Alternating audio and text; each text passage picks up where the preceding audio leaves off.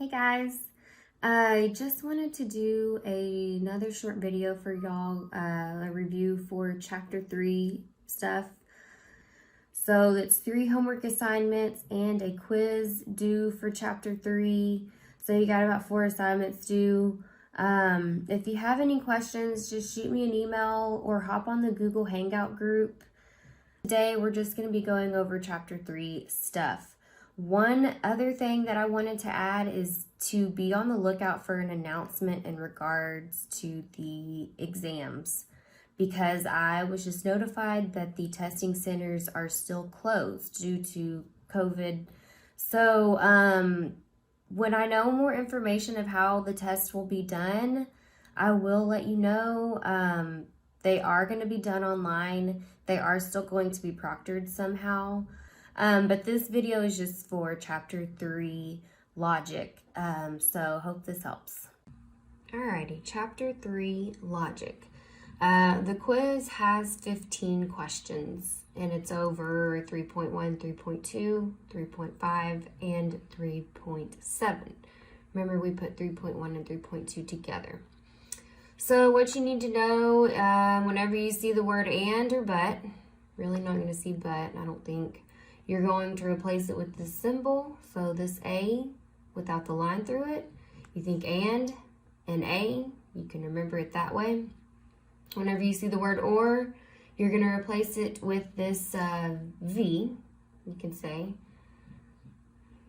Not, going to use the twiddle. That is whenever you negate something. When you negate something, you add not in there.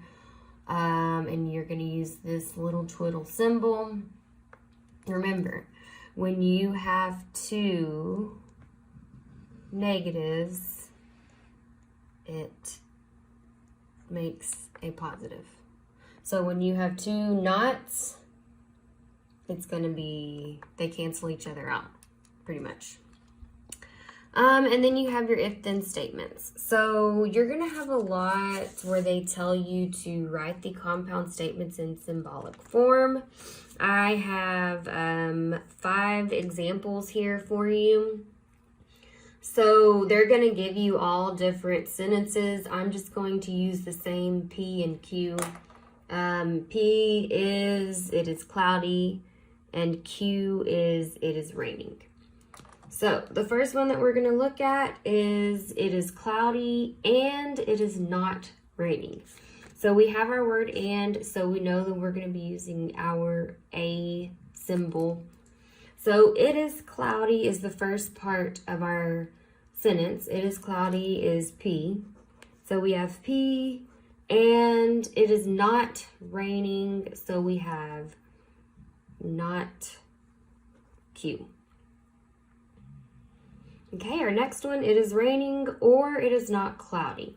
So we start with it is raining, so we start with our Q this time. We have the word or. The word or is with the V. And then it is not cloudy, so not P. Remember, they're not always going to give you if-then statements. They're going to give you ands or ors, so don't put an arrow on these questions. All right, the next ones are our if-then statements. So if it is raining, then it is cloudy. Okay, so if it is raining is Q, then it is cloudy is P. Okay, if it is not cloudy, then it is not raining. Okay, so if it is not cloudy, if it is not P, then it is not Q. And then the last one that we're going to look at is if it is not raining, if it is not cloudy. Now, I want y'all to really pay attention on this one. Whenever if is in the middle of the sentence, you're going to start here. So we're going to start right here where it says, if it is not cloudy. Okay, remember P is our cloudy. So we have not P. Then we're going to go back to the front of the sentence. Then it is not raining. If is in the middle, you start there and then you go back. Okay, there is one like that on the quiz. For 3.5, we did the converse, inverse, contrapositive of our conditional statement. Remember, they're going to give you a statement. The given statement is always your conditional statement. This is what we start with. This one is always valid. When something is valid, it means that it is logically equivalent to our conditional statement.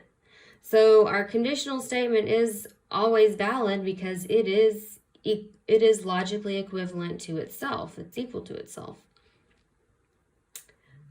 The converse, you're going to switch the sides of your conditional statement. So our conditional starts with P to Q. If P, then Q. Our converse, when we switch our sides, we have if Q, then P. The converse is not logically equivalent. Therefore, it is invalid. The converse and the inverse are always invalid. And the conditional and contrapositive are always valid. Our inverse, we negate both sides.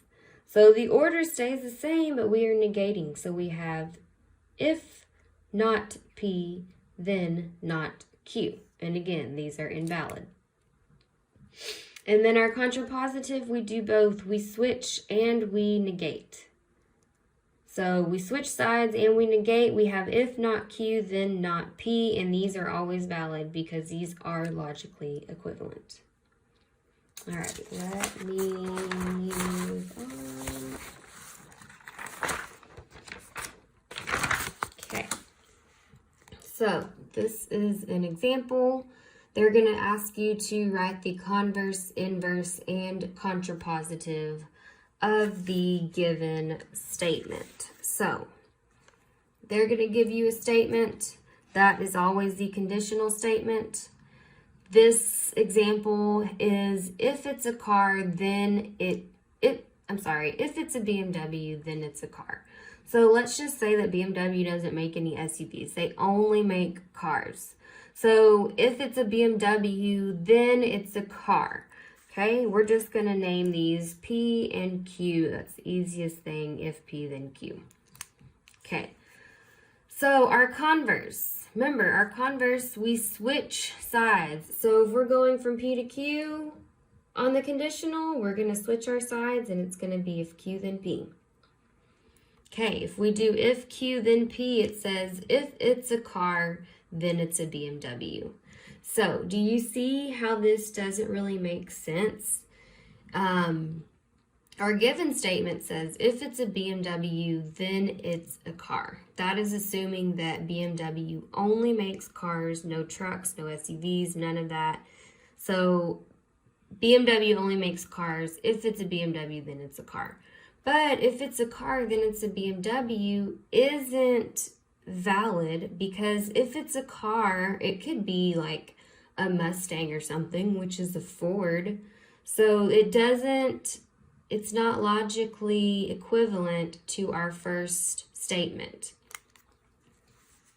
Okay, our inverse. Our inverse, the rule for the inverse is that we are going to negate both sides. So our original goes from P to Q. Our inverse is going to be if not P, then not Q. So if it's not a BMW, then it's not a car.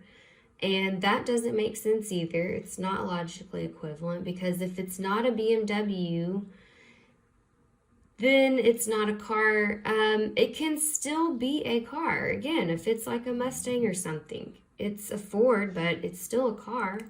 So that one is invalid. And then the last one is our contrapositive. The rule for our contrapositive is to do both. You switch sides and you negate. So we have if not Q, then not P. So if it's not a car, then it's not a BMW. This one is valid. This one makes sense because BMW only makes cars. So if it's not a car, then it can't be a BMW. So that one is valid. And then they're going to tell you to write the converse, inverse, and contrapositive of the statement that is in symbolic form. So the one that I'm going to do is we have if not Q, then P. This is our conditional. This is our given statement. Okay, our converse, we switch sides, so all we're doing is switching. So we have if P, then not Q. Our inverse, we negate both sides, so our order stays the same. So whenever we negate Q, and we put in a negation in front, it cancels out and we are left with a positive Q. So if Q, then not P. And then our contrapositive, we do both rules. We switch and negate. So we have if not P, then then Q. Alrighty, 3.7. So I'm really not going to go into this too much. There is a video on the TechSmith Relay website. So if you click on the video link that's in Moodle, there's a video that goes over everything for this, and it's a pretty long video. It's like 8 minutes or something. So watch this. The only thing that I'm going to say is that on this disjunctive reasoning, you have 2 rules. The first rule is that this middle line has to have a twiddle. It has to negate the original. So our original P was just like a regular P. We have to negate that in the middle. Whenever they have the twiddle at the end, it is invalid. And then the second rule is that our conclusion has to be what's left. So if we use P in the middle, Q has to go left. Q has to go on the bottom. And if we use Q in the middle, P has to go on the bottom. So just watch that video if you need help on these. I'm only showing the valid ones. The valid means it's logically equivalent. If it's not valid, then of course it's invalid. Okay, so we are going to use the truth table to determine if the argument is valid or invalid. So they are going to give you something that looks like this. The trick is that you need to bring your conclusion up to the second line so you can compare. So you're comparing it to our first statement. This is our conditional, this is our given. We start with if not P, then Q. And we end up with if Q, then not P. So what have we done? We have switched the sides, and they have stayed the same, so that all we've done is switch the sides. So that's the converse. The converse is not valid, so invalid. You have to see what's going on, what happens. Once you figure out what rule it is, you can then say, okay, it's the converse, and we know the converse is not valid. Okay, so let's look at our next one. So we have our conditional is if not P, then not Q. And then we have if Q and then P. So we're going to bring our P up so we can compare. So we have switched the sides. Q is now in the front and P is at the end. And we have negated them. So whenever you switch and negate, it is the contrapositive. And the contrapositive is always valid. Okay, we're almost done. Just a couple more examples I wanted to go over. So they're gonna give you this in sentences. So our example says, if it is hot, the AC is on.